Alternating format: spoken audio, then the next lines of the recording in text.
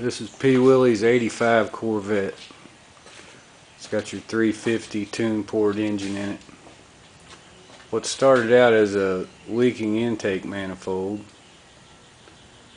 led to a slipped ring on the harmonic balancer, which led to a hole in the timing cover, which led to us completely tearing it down. We took it all the way down to the short block. Oil pan and all came off of it.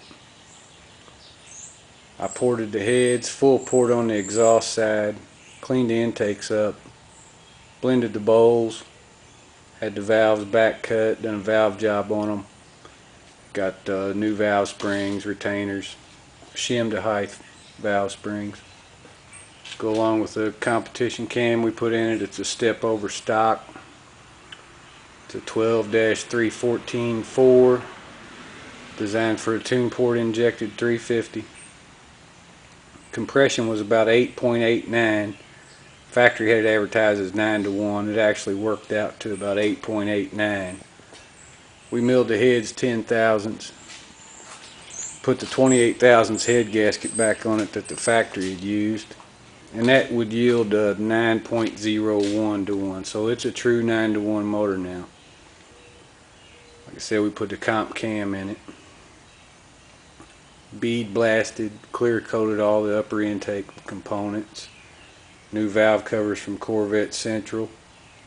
Got adjustable fuel pressure regulator from BBK. TPIS jet hot coated 1 3/4 headers to go along with that port job. New harmonic balancer, new timing chain, new timing cover, comp cams, lifters. 70,000 mile car, push rods, rocker arms and all was still in good shape. Got a set of Excel 300 plus plug wires on it. Running a 180-degree thermostat with a low temperature fan switch to go along with the Jet Stage 2 chip.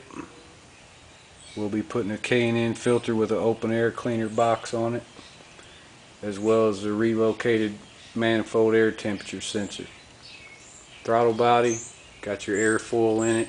I bypassed the coolant supply to it, make it run a little cooler, give us a little cooler intake charge. All new seals, rear main, front seal, all new gaskets.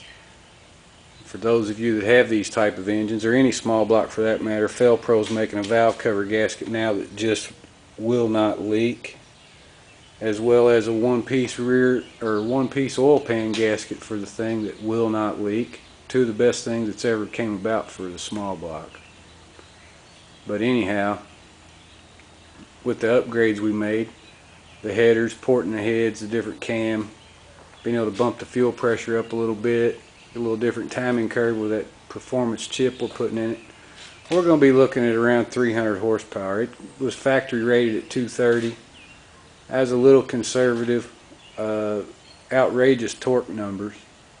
I'm looking to get at least 65, 70 more horsepower, 25, 30 more foot-pounds of torque as a conservative estimate. It could be well more than that.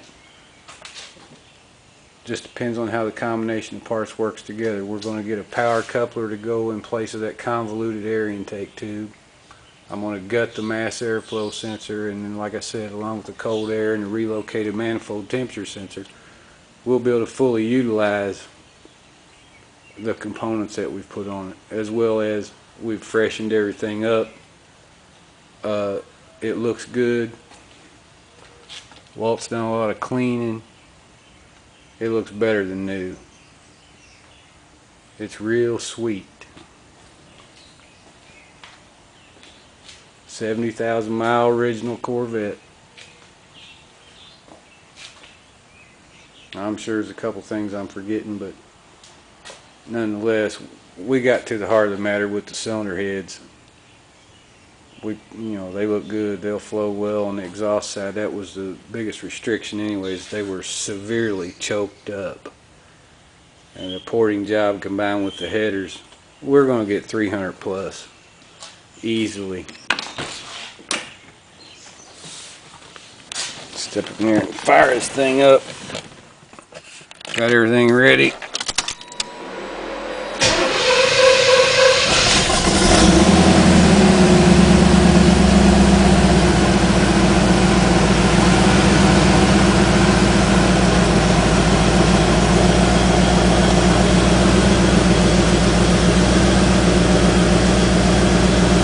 new spring in the oil pump, Z28 spring. Tack welded tube to the oil pump, just to take a little added safety margin there. We got a little more oil pressure to go with this increase in horsepower. It don't come off of 80 pounds till it gets around 200 degrees.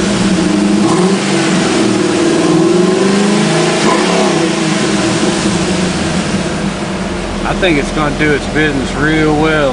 Don't have a chip put in it yet either.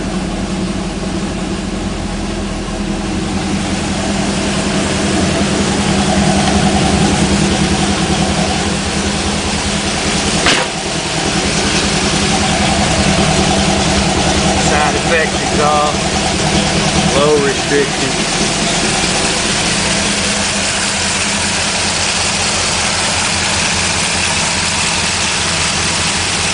It all looks good, it sounds good, and I'm sure that it's going to run good too.